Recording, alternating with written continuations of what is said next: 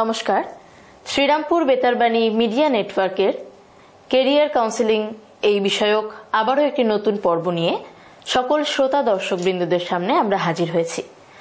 আমাদের এই ধরনের অনুষ্ঠানের একটি উদ্দেশ্য, যে সকল ছাত্রছাত্রীরা আমাদের অনুষ্ঠান দেখছেন, এছাড়াও আরও অন্যান্য ছাত্রছাত্রীদের সঠিক পথ প্রদর্শন করার চেষ্টা করা। তাই আজকে কেরিয়ার কাউন্সেলিং এর নতুন এক পর্ব নিয়ে আমরা উপস্থিত হয়েছি। আজকে আমাদের এই এপিসোডে আমরা পেয়ে গেছি শুভতোষ ব্যানার্জিকে। ও NMIMS মুম্বাইয়ের প্রথম বর্ষের স্টুডেন্ট। তুমি MBA পড়ছো? হ্যাঁ। আচ্ছা, আজকে তাহলে MBA সংক্রান্ত কিছু প্রশ্ন তো থাকছেই, তার আগে কিছু বেসিক প্রশ্ন করি তোমাকে পড়াশোনা সংক্রান্ত। আচ্ছা, আমার প্রথম প্রশ্ন তোমার কাছে, তোমার পড়াশোনা শুরু হওয়ার পর এমন কোন বিষয় তোমার সব থেকে ভালো লাগতো, বা সব থেকে সেই বিষয়টির উপরেই তোমার বিশেষ কোনো ভাবনা থাকতো বা আকর্ষণ থাকতো? তো ছোটবেলা থেকে আমার অঙ্কের দিকে অনেকটা ইন্টারেস্ট আছে। আমি স্কুলেও অঙ্কটা বেশি পারসিউ করতাম। আমার 11-12 তো ম্যাথস ছিল, তো ম্যাথসে অ্যাপ্লাইড সায়েন্স, স্ট্যাটিস্টিক্স এগুলো তো ছিলই। তো এইদিকে আমার অনেকটা ইন্টারেস্ট ছিল। তার মানে প্রথম থেকে একদম ম্যাথস? হ্যাঁ, ম্যাথসের দিকে। আচ্ছা, তোমার তো প্রথম থেকেই অঙ্ক ভালো লাগে। এমন কোন স্টুডেন্ট যাদের অঙ্ক একেবারেই ভালো লাগে না, হয়তো অঙ্ক করতে পারে কিন্তু ভালোবাসার বিষয় নয়, তাদের কি এই তোমার ফিল্ডে আসার কোনো সুযোগ বা তাদের কোনো সম্ভাবনা রয়েছে? আমি বলবো সম্ভাবনা রয়েছে, কারণ অঙ্ক যেটা আমাদের MBA এর এন্ট্রান্স পরীক্ষায় লাগে সেটা অনেকটাই বেসিক অঙ্ক, মানে 10th লেভেলের অঙ্ক। আচ্ছা, তো 10th এর অঙ্ক আমার মনে হয় যে কেউ ইনকালকেট করতে পারে নিজের মধ্যে। সেটা তো তোমার এন্ট্রান্স পরীক্ষা হয়ে গেল, কিন্তু আফটার এন্ট্রান্স যখন সে সুযোগ পাচ্ছে পড়ার, তারপরে কি কোনো হোঁচট কোনোভাবে আসতে পারে যে তার যদি অঙ্ক না থাকে ব্যাকগ্রাউন্ড? তো আমার মতে MBA ডিগ্রিটা যেমন প্রথম বছরটা জেনারেল ডিগ্রি আর সেকেন্ড ইয়ারটা হচ্ছে স্পেশালাইজেশন নিয়ে। আচ্ছা, তো কয়েকটা স্পেশালাইজেশন যেখানে অঙ্ক লাগে, যেমন ফাইন্যান্স করতে গেলে অঙ্ক লাগবে, বা ডেটা সায়েন্স পড়তে গেলে অঙ্ক লাগবে। কিন্তু মার্কেটিং এর মতো অনেকগুলো সাবজেক্ট আছে যেখানে অনেকটা আর্টস বা ল্যাঙ্গুয়েজ স্কিল বেশি লাগে, তো ওখানে অঙ্ক না হলেও চলবে আর কি। আচ্ছা, বেশ। তাহলে আমি যদি তোমাকে বলি যে শুধুমাত্র সায়েন্স নিয়েই MBA পড়ার সুযোগ সুবিধা বেশি রয়েছে, সেটাকে কি তুমি ভুল বলবে না ঠিক বলবে? মানে কমার্স, আর্টস এই ধরনের কোনো ব্যাকগ্রাউন্ড থেকে যদি কেউ এসে থাকে, তাদের কতটা ফ্লারিশ হওয়ার সুযোগ রয়েছে এখানে? তো আমার মনে হয় সুযোগ সুবিধা সায়েন্সে আছে, কারণ অনেকটাই এখন চাকরি জীবনে অনেক কিছুই কোডিং বা কম্পিউটার সায়েন্স রিলেটেড। তো যারা সায়েন্স পড়ে থাকে তাদের পক্ষে একটা অ্যাডভান্টেজ থাকে। প্লাস এখন অনেক কিছুই যে মানে বিজনেস ম্যানেজমেন্টে যেটা আমরা পড়ি, অনেক কিছু অঙ্ক, স্ট্যাটিস্টিক্স রিলেটেড।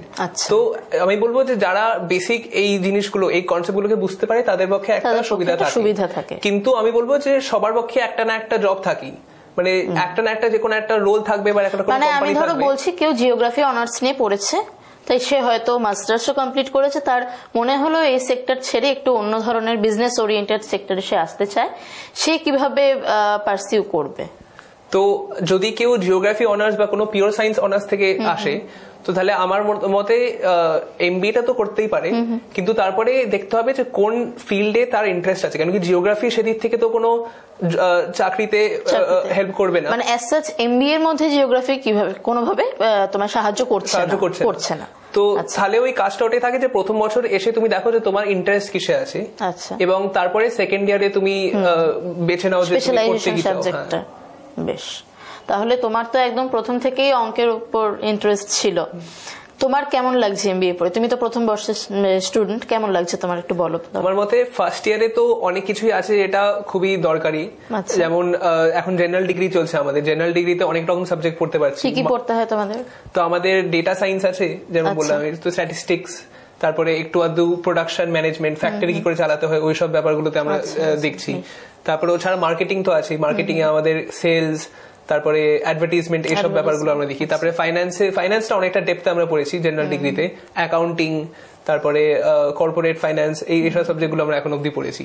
তো এগুলো অনেকটা জেনারেল ডিগ্রি, এগুলো খুব দরকার লাগে। তো এছাড়া ফার্স্ট ইয়ারে আমাদের ক্লাব কমিটি থাকে, তো সবাই কমিটি বলতে মানে সব একসাথে একত্রিত হয়ে একটা ক্লাব চালায়। তো বেসিক্যালি ওতে ইভেন্ট থাকে সারা বছর, ইভেন্ট কম্পিটিশন এইসব চলতে থাকে, কুইজও থাকে, নিশ্চয়ই থাকে, ডিবেট থাকে। তার মানে ইন্টারঅ্যাকশন করার একটা স্কোপও থাকছে, যেটা ভবিষ্যতে জবের ভেতরে তোমাকে একটা সুবিধা দিচ্ছে।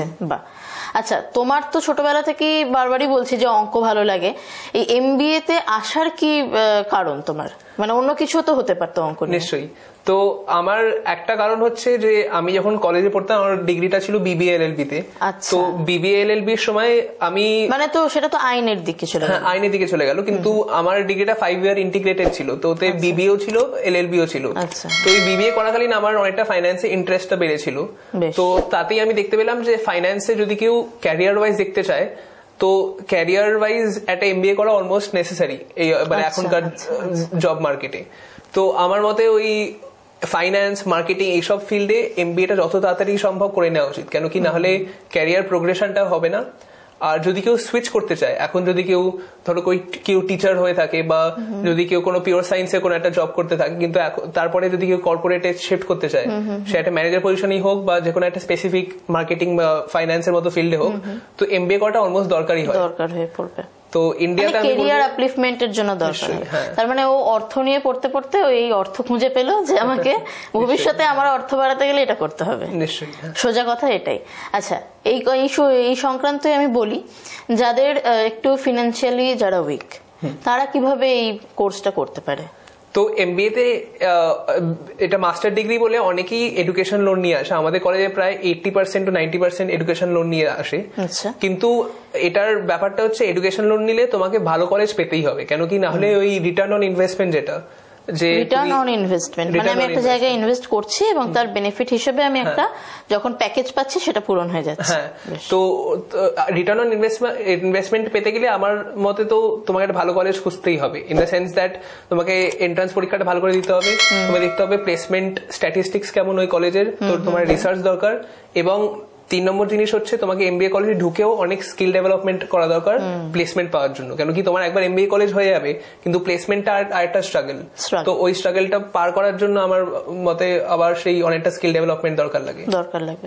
আচ্ছা, তুমি তো বলছো এন্ট্রান্স পরীক্ষা আছে, তো মোটামুটি কত অবধি র্যাঙ্ক করলে ভালো কলেজগুলোর মধ্যে পড়া যায়? তো আমাদের র্যাঙ্কিং সিস্টেমটা হচ্ছে পার্সেন্টাইল বেসিসে। তো ধরো তোমার যদি প্রথম 5% এর মধ্যে তুমি হতে পারো, মানে 95% এর মধ্যে, তাহলে তোমার ভালো কলেজ পাওয়ার সম্ভাবনা বেশি হয়ে যায়। আচ্ছা, বেশ। আচ্ছা, অনেকেই তো তাদের পূর্ববর্তী চাকরি ছেড়ে দিয়ে তাদের আরো ভালো কেরিয়ারের জন্য এমবিএ পড়তে আসে, যেটা তুমি বললে।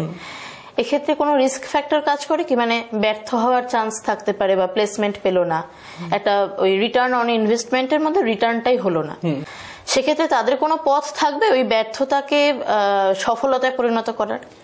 আমার মতে তো ব্যর্থতাকে সফলতা করাই যায়, তার জন্য স্কিল ডেভেলপমেন্টটা খুব নেসেসারি। যেমন তুমি যদি পিওর সায়েন্স ব্যাকগ্রাউন্ডে থাকো আর তুমি যদি শিফট করতে চাও অন্য একটা কমার্স রিলেটেড ফিল্ডে, তো তোমাকে অতটাই স্কিল ডেভেলপ করতে হবে, তোমাকে পরীক্ষা দিতে হবে এদিক ওদিক, যাতে তোমার ডিগ্রি আরো অ্যাডিশনাল ডিগ্রি পেতে পারো। মানে অ্যাডিশনালি অনেক পরীক্ষার সম্মুখীন তাকে হতে হবে, তাকে ওই মেইন ফোকাসের মধ্যে ব্যাপারটাকে আরো এগিয়ে নিয়ে যাওয়ার জন্য। বা আচ্ছা, তা তুমি তো বলে দিলে এডুকেশন লোনও পাওয়া যায়। আচ্ছা, এই এডুকেশন লোন পাওয়ার যারা আপনারা প্রসেস জানেন না, একটু তুমি যদি বলে দাও শর্টে। হ্যাঁ, নিশ্চয়ই। তো এডুকেশন লোন নেওয়ার জন্য একবার তোমার যখন পরীক্ষাটা হয়ে যাবে, তুমি একটা ব্যাংকে অ্যাপ্রোচ করতে পারো উইথ দ্য অ্যাডমিশন লেটার। তো অ্যাডমিশন লেটার একবার হাতে চলে আসলে তুমি ওদেরকে গিয়ে বলতে পারো যে তোমার এরকম রিকোয়ারমেন্ট, তোমার ইন্টারেস্ট পেমেন্ট যেটা হয় এডুকেশন লোনে, ওটা তোমাকে 2 বছরের জন্য একটা পিরিয়ড থাকে যেখানে তোমাকে কোনো পেমেন্ট করতে হবে না। একবার তোমার যখন ডিগ্রিটা হয়ে যাবে, তুমি চাকরি পেয়ে যাবে, তখন তোমার ইন্টারেস্ট এন্ড প্রিন্সিপাল রিপেমেন্ট করতে হবে ফর দ্য নেক্সট 3-4-5 ইয়ার, যত তুমি টার্ম লোন নেবে তত ভালো দিক আমরা জানতে পারলাম। তাহলে যারা তোমরা দেখছো আমাদের এই অনুষ্ঠান, তোমরা যদি এমবিএ পড়তে ইচ্ছুক হও, আমাদের এই অনুষ্ঠান আশা করি তোমাদের বিশেষ কাজে লাগবে। তাহলে তোমরা তোমাদের পড়াশোনা চালিয়ে যাও এবং যদি মনস্থির করো যে এমবিএ পড়তে আসবে, তাহলে চিন্তা ভাবনা করতে পারো, এডুকেশন লোনও রয়েছে এবং তোমাদের স্কিল ডেভেলপমেন্টটাও কিন্তু অবশ্যই মাথায় রাখতে হবে। এই বিষয়ে একটা কথা মনে পড়ে যায়, যদি সূর্যের মতন জ্বলতে চাও তাহলে সূর্যের মতন পুড়তেও শিখতে হবে। তাই জন্য সকল স্টুডেন্টদের, সকল শিক্ষার্থীদের আমাদের এই শ্রীরামপুর বেতারবাণীর পক্ষ থেকে একটাই বার্তা, তোমরা তোমাদের বেসিক যে পড়াশুনো সেটার প্রতি নজর দাও এবং আস্তে আস্তে তোমরা এক একটা হার্ডল টপকাতে টপকাতে আশা করি তোমাদের কেরিয়ার আরো অনেক বেশি উন্নত করতে পারবে। যাই হোক, তোমাকে আমাদের এই অনুষ্ঠানে পেয়ে আমার খুব ভালো লাগলো, আমরা উপকৃত হলাম। আশা করি আপনারা সকলেই উপকৃত হবেন এইভাবেই আপনারা আমাদের এই অনুষ্ঠানগুলিকে দেখতে থাকুন। আপনাদের মূল্যবান মতামত আমাদের কমেন্ট বক্সে আপনারা অবশ্যই জানাতে পারেন। আপনারা আমাদের সঙ্গে থাকলে আমরা তবেই আমাদের অনুষ্ঠানটিকে এগিয়ে নিয়ে যেতে পারবো। সকলে ভালো থাকবেন, তুমিও ভালো থেকো। নমস্কার।